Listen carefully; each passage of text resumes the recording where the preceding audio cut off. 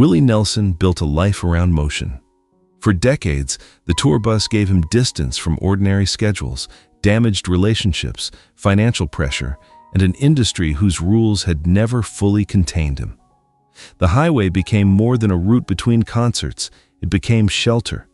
Then, in 1990, movement could no longer keep the consequences behind him.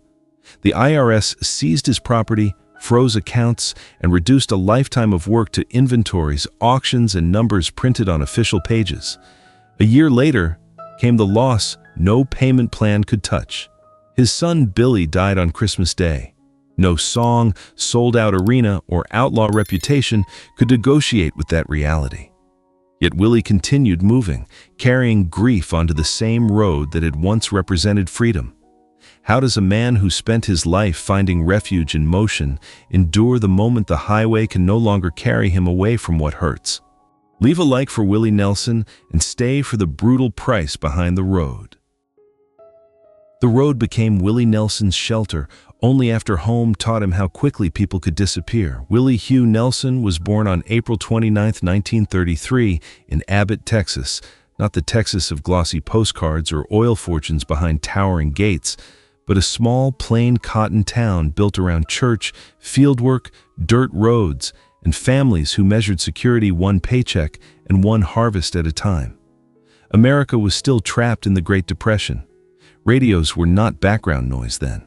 They were heavy pieces of furniture and windows into places most families would never see. A gospel song arriving through a kitchen radio could feel like a visitor from another world. Willie's childhood began without the security most children assume will be waiting for them. His mother left while he was still an infant. His father remarried and moved away, leaving Willie and his older sister Bobby to be raised by their paternal grandparents. A grown man can explain that history in a sentence. A child experiences it differently. He notices who remains at the table, whose voice has disappeared from the house, and which adults continue returning at the end of the day. For Willie and Bobby, the people who stayed were their grandparents, holding the family together through faith, labor, discipline, and music.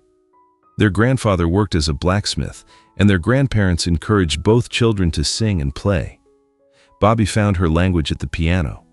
At 6, Willie received a Stella guitar and began learning chords. By 7, he was already writing songs. Church hymns, gospel, western swing, polka, and the country voices carried over the radio entered his musical vocabulary while he was still too young to understand where they might lead. Years later, recalling the poverty and fieldwork he shared with Bobby, Willie wrote, "We didn't even know we were poor back then," adding that they always had each other. Picture the two of them in Abbott, not as a polished scene created for a legend, but as children learning that sound could organize an uncertain world. Bobby's piano established the ground beneath the melody. Willie's guitar began testing where the melody might wander. The music was modest, local, and woven into church services, tent meetings, family gatherings, and the demands of ordinary life. It offered no promise of fame. It simply gave them something dependable to return to.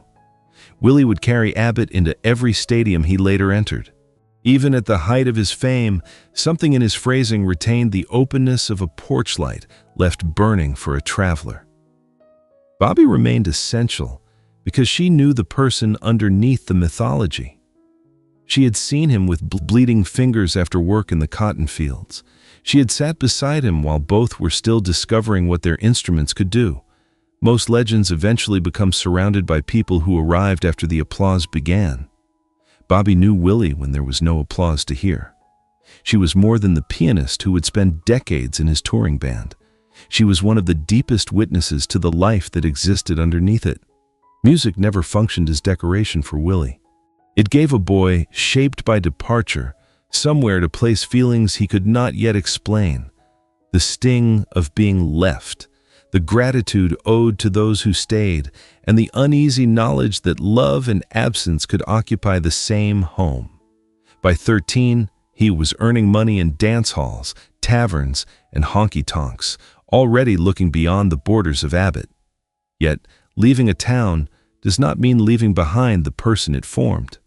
The boy raised by grandparents would follow Willie into marriage, Nashville, artistic rejection, financial ruin, grief, and the stages of his 90s.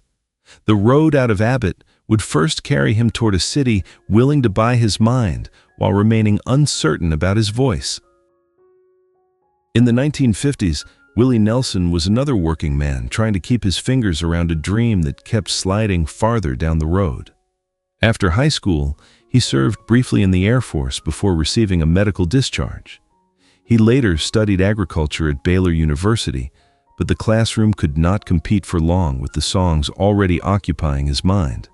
He left without a degree and moved through the kind of jobs that rarely appear in the polished version of a musical biography: disc jockey, door-to-door salesman, nightclub performer, and working musician in rooms where tobacco smoke hung near the ceiling and the nightly pay could disappear into gasoline and groceries. It was the slow, unglamorous American grind.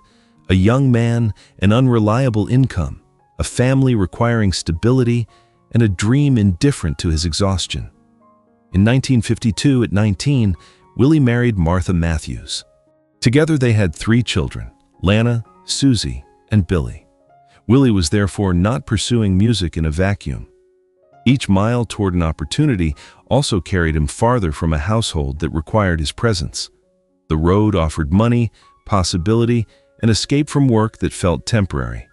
It also converted absence into a routine his family had to absorb.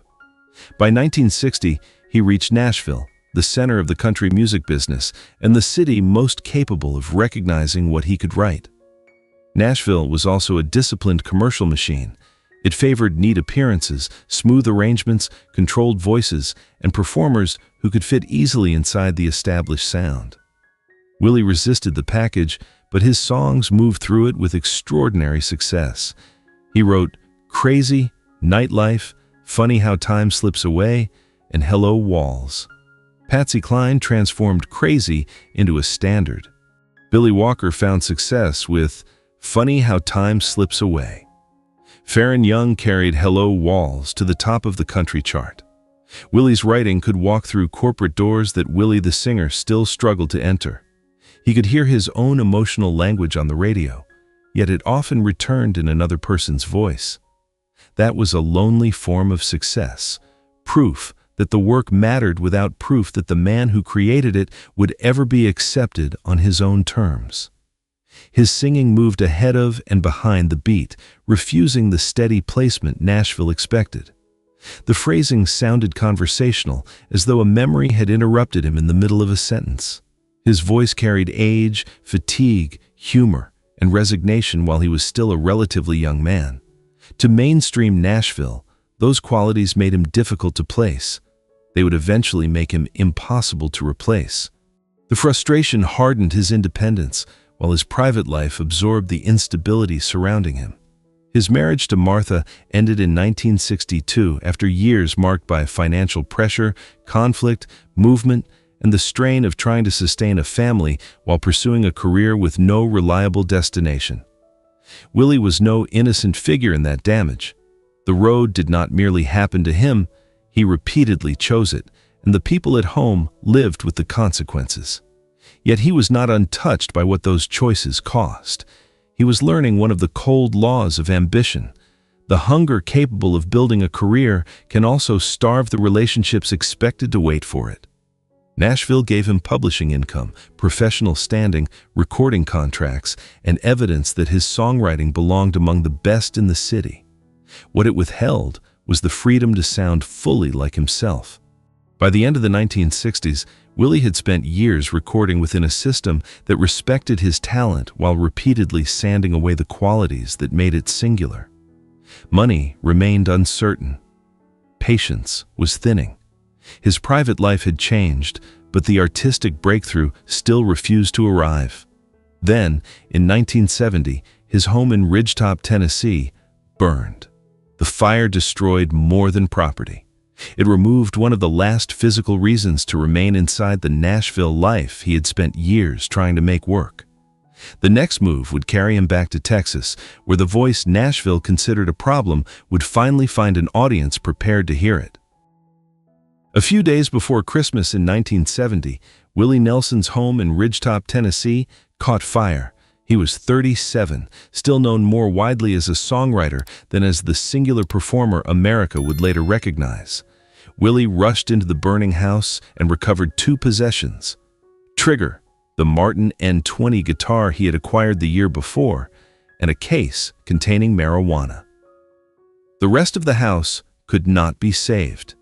It would be too neat to claim that one fire instantly created the Willie Nelson who followed. But the destruction arrived near the end of a long struggle with Nashville's expectations. For years, the industry had accepted his songs while trying to correct the voice, phrasing, appearance, and arrangements that made him different. Returning to Texas gave him distance from that machinery. Austin was developing a musical culture where country tradition, rock, folk, college audiences, working people, cowboys, and long-haired musicians could occupy the same venues without asking one another to change first. Willie found listeners willing to follow the rhythm of his singing rather than demand that he follow the rhythm exactly. Over the next several years, his public appearance grew closer to the image now associated with him: longer hair, denim, a beard, and eventually the braids and bandana. The change was larger than clothing. He was no longer presenting himself for Nashville's approval. Trigger traveled beside him, its spruce top gradually worn open by decades of playing, until the damage formed what looked like a second sound hole. The guitar did not appear indestructible. Neither did Willie. Their power came from continuing to produce a recognizable sound while carrying every visible mark of use. In 1973, the year he turned 40, Willie released Shotgun Willie, an album that did not immediately make him a crossover superstar, but announced that his records would now sound more like the musician who made them. Phases and stages followed in 1974, telling the end of a marriage from both the woman's and the man's perspective without granting either side complete innocence.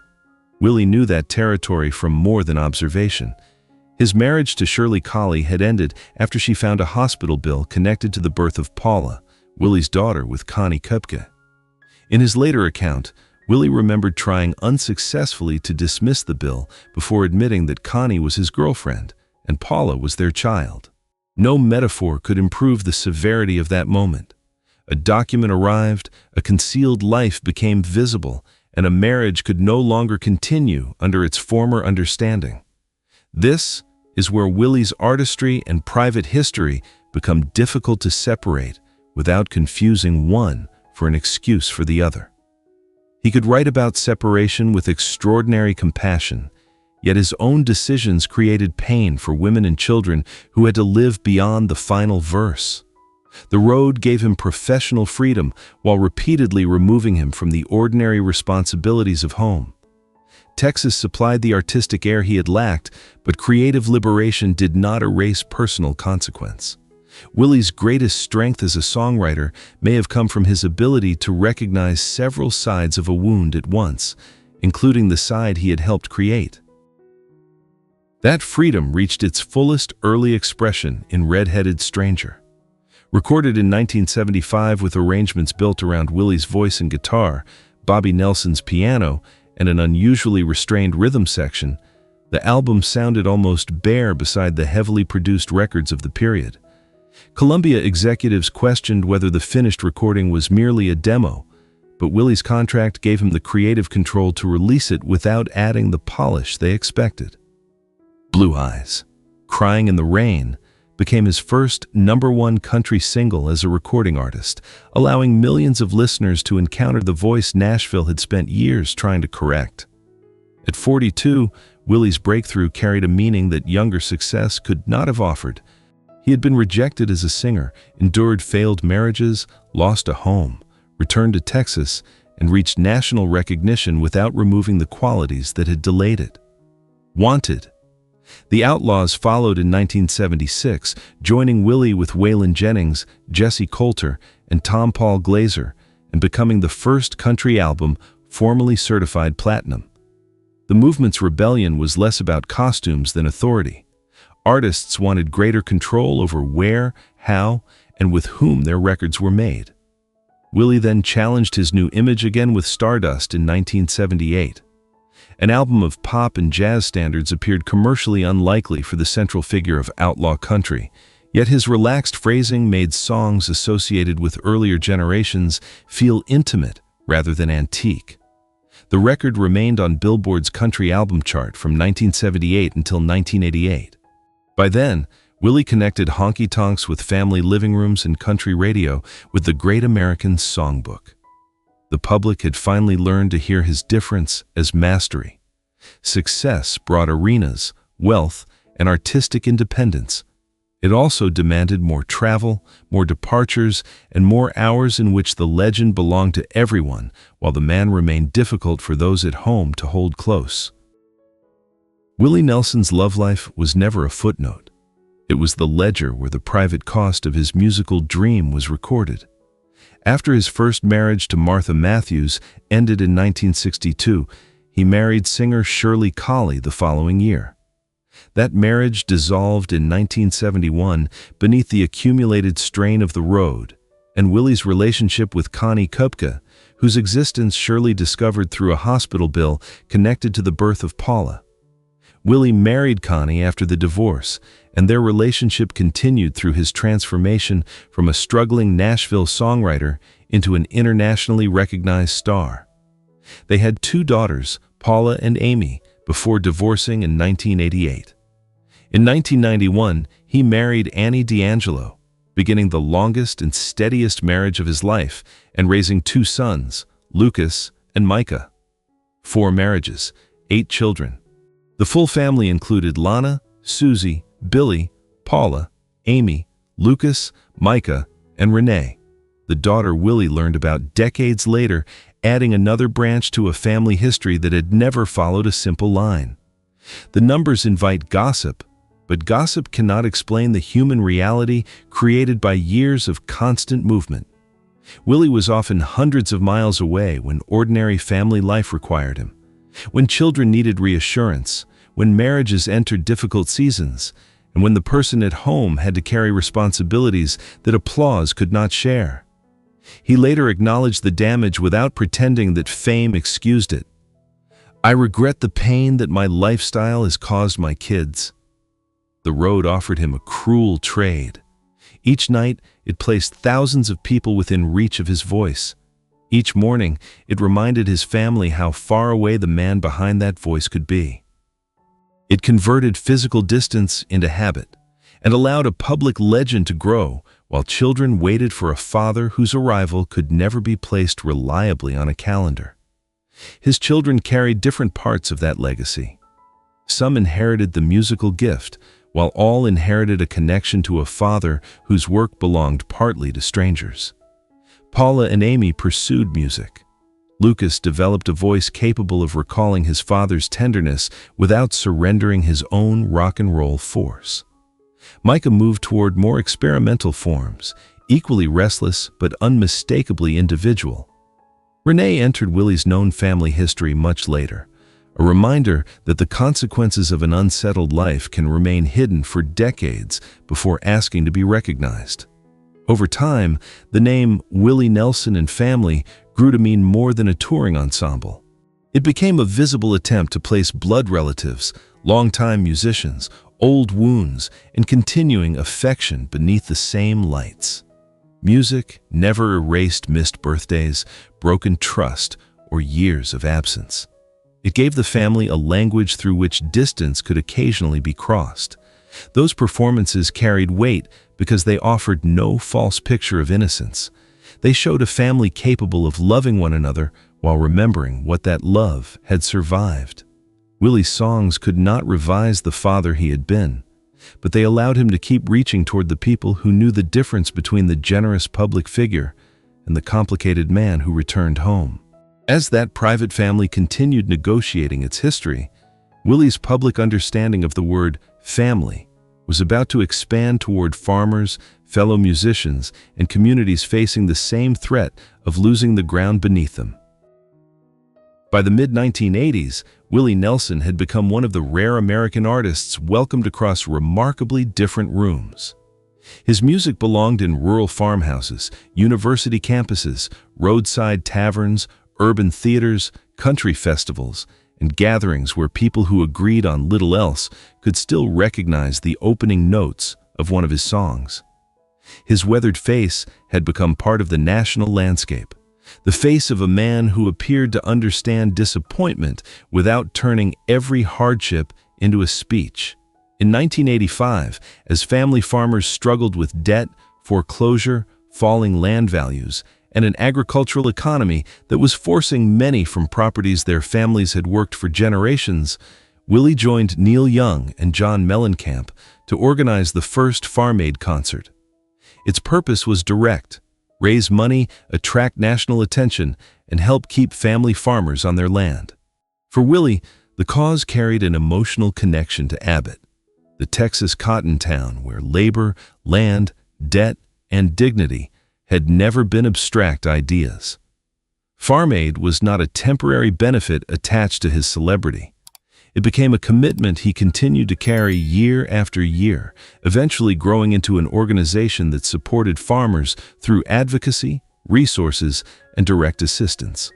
During the same period, Willie joined Johnny Cash, Waylon Jennings, and Chris Christopherson to form the Highwaymen. They were four distinct American weather systems sharing a single stage. Cash carried judgment and mercy in a voice that seemed to rise from somewhere ancient. Waylon possessed a defiance that made established rules sound temporary. Christopherson wrote with the precision of a poet who understood the distance between what people said and what they could bear to admit. Willie brought warmth, humor, and the ability to sing a simple line as though it had been waiting inside the listener's own memory. Together, they looked like both the closing of one era and proof that its spirit could still move through contemporary America. Farm Aid gave Willie a cause larger than entertainment. The Highwaymen gave him companions whose histories, failures, and survival matched the scale of his own. The 1980s, therefore, appeared to offer everything Nashville had once withheld: authority, artistic freedom, national trust, mythic friendships, and the ability to use fame in service of people who rarely stood beneath television lights. Yet the success concealed a financial structure already beginning to fail. Tax shelters recommended by advisors proved disastrous. Obligations accumulated, warning letters multiplied. Numbers once managed behind office doors began moving toward public action. Willie had spent years singing for farmers threatened with losing their land. Soon, federal agents would arrive to inventory his own. The highway had expanded the reach of his voice, but it could not keep the machinery of debt from crossing his threshold. In the autumn of 1990, Willie Nelson was 57 years old and had already lived through several versions of himself. The rejected Nashville singer, the Austin outlaw, the crossover star, the Farm Aid founder, and the elder statesman standing beside Cash, Waylon, and Christopherson. Then, the Internal Revenue Service came after him for more than $16 million in back taxes, penalties, and interest. The figure was so large that it stopped sounding like ordinary money and became a wall around everything he had built. Federal agents seized properties and equipment, including his ranch, recording studio, instruments, sound equipment, and gold records. Accounts were frozen, doors were padlocked. Items that had once represented years of work became entries on an inventory sheet. A ranch, a studio, an instrument, a framed record.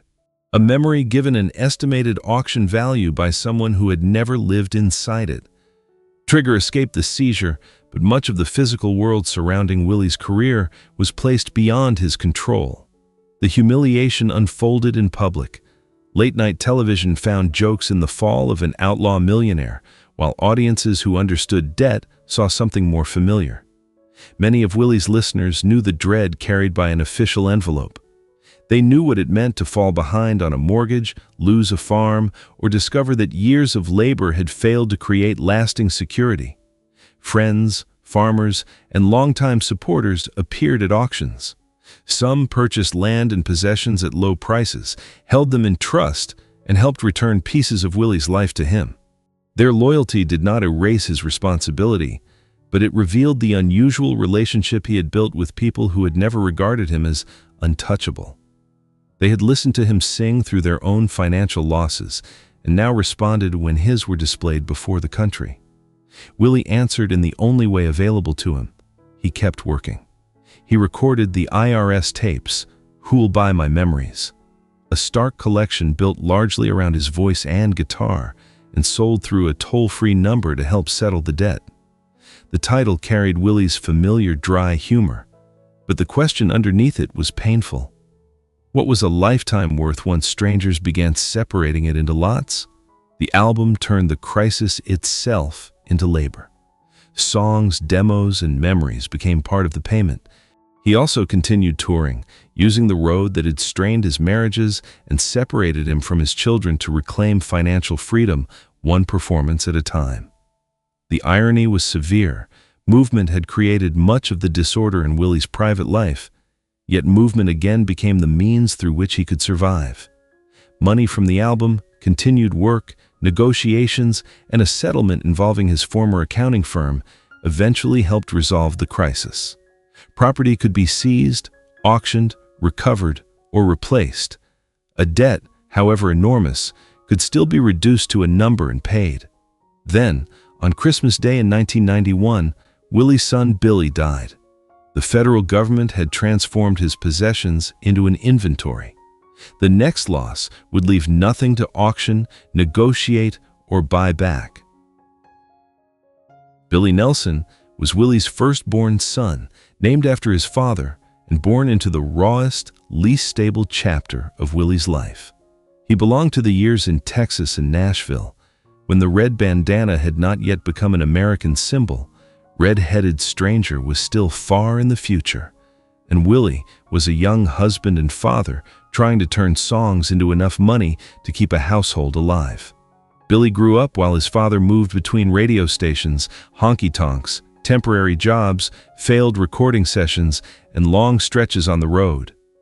Willie's ambition gave the family possibilities, but it also created absences that children experienced without the explanations adults later used to make sense of them.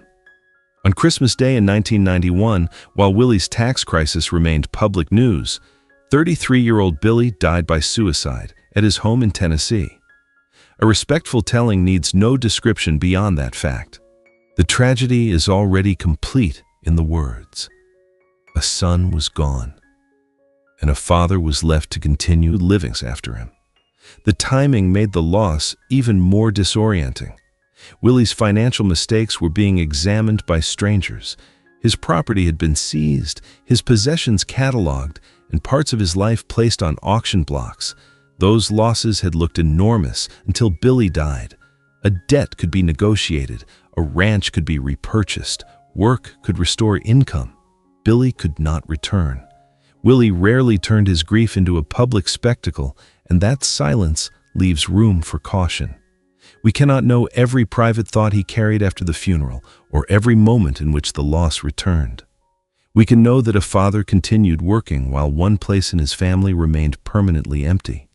The road did not cure that grief, and music did not transform it into something beautiful enough to justify what happened. They gave Willie a structure through which to keep moving while the loss remained unresolved. Songs about memory, regret, separation, and home inevitably carried a different weight after 1991, even when Billy's name was never spoken. Willie had spent his life using melody to hold experiences ordinary language could not contain. Billy's death revealed the limit of that gift. Some pain can enter a song and become shareable. Other pain remains larger than the song, altering the silence around every note. The IRS crisis had exposed Willie's possessions to the public. Billy's death exposed something more private and more permanent: the fact that fame, work, humor, and motion could sustain a grieving father without ever giving him back the person he had lost. Willie's marriage to Annie D'Angelo, which also began in 1991, brought a steadiness his earlier domestic life had rarely sustained. Annie did not erase the damage of his previous marriages or rescue him from every consequence of the road. What she helped create was a more durable home life during the decades when Willie was aging, continuing to tour, and raising their sons, Lucas and Micah. Both boys grew up close to music, yet neither became a simple copy of their father. Lucas developed a voice capable of recalling Willie's tenderness while carrying the force of rock, blues, and his own generation. Micah moved toward more experimental and unpredictable sounds, building an artistic identity that resisted easy classification. Willie's daughters Paula and Amy also pursued music, while Lena and Susie participated in other parts of the family's public and private life. Renee, the daughter Willie learned about decades later, added another layer to a family history marked by separation, delayed recognition, and attempts to reconnect. The phrase, Willie Nelson and family, gradually came to mean far more than a touring credit printed on a poster. It described a working community that included children, longtime band members, friends, and musicians whose relationships with Willie had survived years of travel, conflict, change, and loss. Seeing Willie perform beside his sons carried emotional weight because the stage represented both the source of many family absences and one of the few places where different generations could stand together. Those performances were not proof that every wound had healed. Music cannot restore missed birthdays, revise a difficult marriage, or return the years when a child needed a father who was somewhere else. It can, however, create a language in which affection, regret, pride, and unfinished forgiveness exist at the same time. Willie's family was never a polished publicity portrait. It resembled the music itself, loose around the edges, interrupted by unexpected rhythms, held together through listening rather than perfection. As he moved through his 70s and 80s, that family on the road became increasingly important. The musicians and crew members who had shared decades with him were aging. Some retired, others became ill or died. The buses continued moving, but the circle inside them grew smaller. Willie had spent much of his youth leaving people behind in order to reach the next stage. In old age, he faced the opposite experience, remaining on the road while familiar faces disappeared around him. The next loss reached deeper than the touring organization. It took the person who had shared the earliest chapter, when music was still something two abandoned children made together beneath their grandparents' roof. Bobby Nelson was never merely the pianist in Willie's band. She was the first witness to his life and the only person on stage who had known the world that existed before Nashville, Fame, Trigger, and the Red Bandana. She had shared the childhood in Abbott, the grandparents who raised them, the church music, the field work, and the early discovery that sound could give structure to a home shaped by departure. Bobby did not need to reconstruct the boy beneath the legend. She had grown up beside him. That history entered the music whenever they performed together. Willie's guitar phrasing could move around the beat, arriving early, late, or at an angle that seemed guided by instinct rather than a clock. Bobby's piano provided the foundation beneath that freedom. Her left hand established a steady center, while her right hand answered the melody with gospel, swing, and the disciplined grace of someone who had played the same emotional language for most of her life. She gave Willie room to wander, because he trusted that she would still be there when the verse came home. For decades, she sat only a few feet from him beneath the lights, often in a long black dress, composed and almost understated beside the more visible mythology surrounding her brother. Her presence carried an intimacy no hired musician could reproduce. She knew where his timing came from. She understood the spaces between his phrases because many of those instincts had developed while they were still learning together. In March 2022, Bobby died at 91. Willie was 88. The death of a sibling who shared nearly 9 decades of history removes more than companionship. It takes away a living witness to childhood. The person who remembers the family names, the early rooms, the private jokes, and the version of you that existed before anyone outside the household had reason to care. Willie did not only lose a sister, he lost the musician who had anchored his sound and the last person on stage who could look past the American icon and remember the boy from Abbott without effort.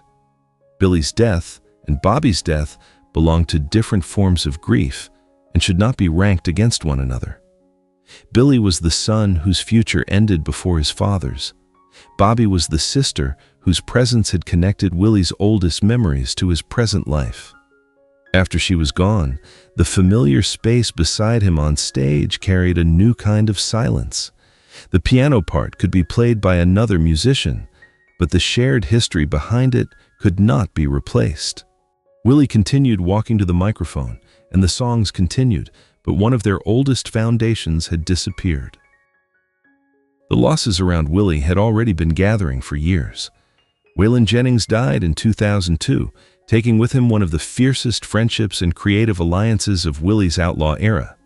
Johnny Cash followed in 2003, leaving behind a voice that had seemed almost inseparable from the moral and spiritual imagination of American music.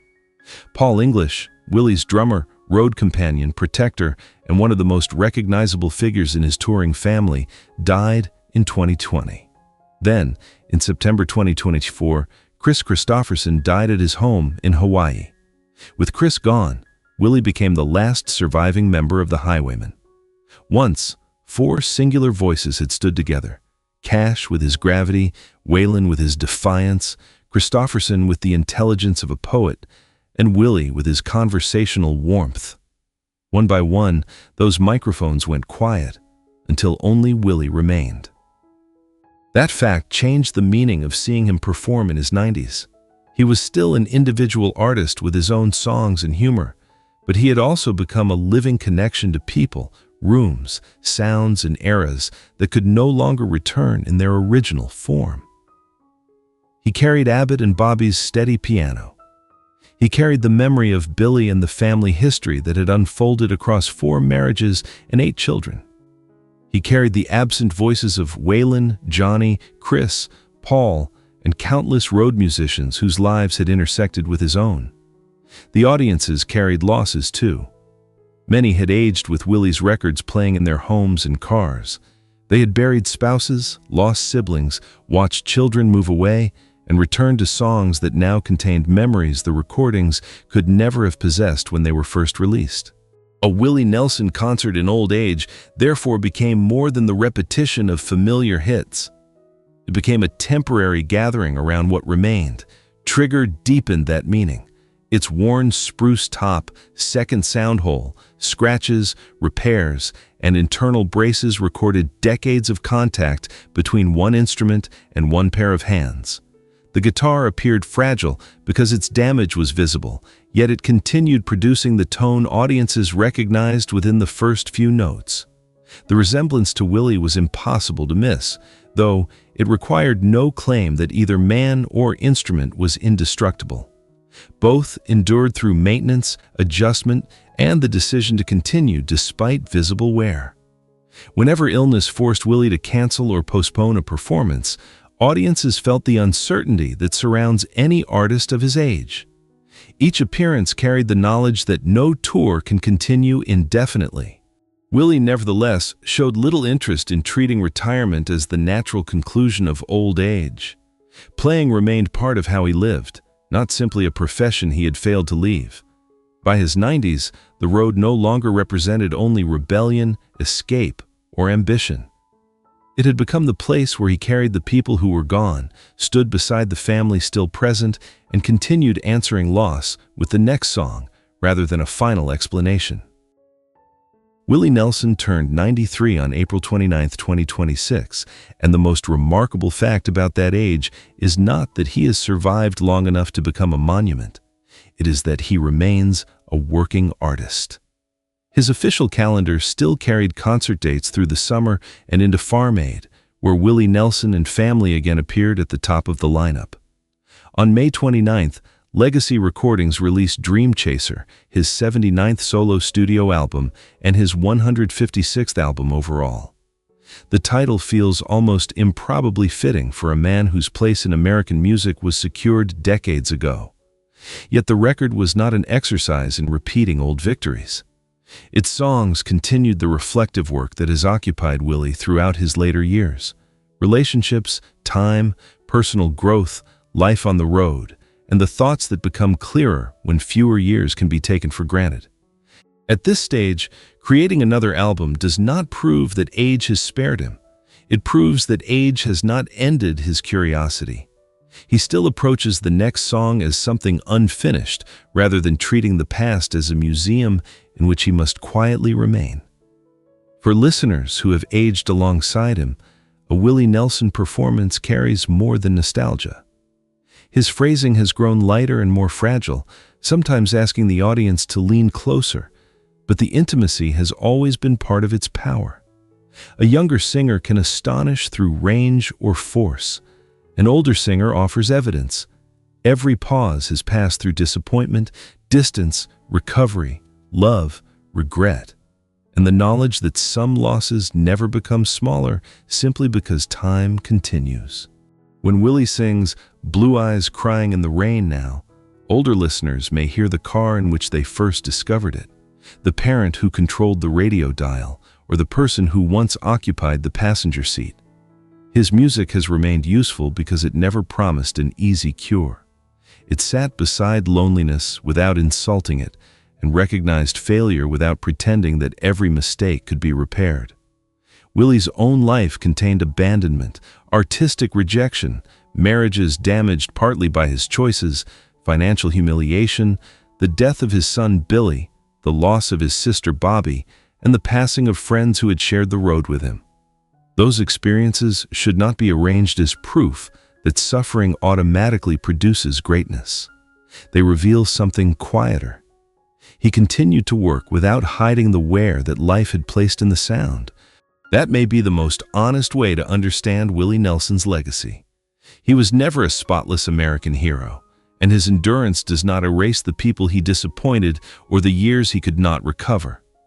The house fire did not instantly create a legend. The tax debt did not make him noble. Music could not return Billy, restore every marriage, or keep Bobby at the piano. What it could do was give Willie and his listeners a common language for carrying what remained unresolved. At 93, Trigger is still recognizable in his hands, the tour calendar still contains another destination, and a new album bears the name Dream Chaser. None of those facts defeats time. Their meaning lies in Willie's refusal to treat approaching the end of life as the end of creative responsibility. Generations have changed, old honky-tonks have disappeared, and many of the voices once beside him have fallen silent. His own voice remains, not untouched but present. If Willie Nelson's music has accompanied part of your journey, leave the song or memory you hope a younger generation will carry forward. Share this story with someone who understands that a true song does not remove the weight of a lifetime. It helps another person carry it,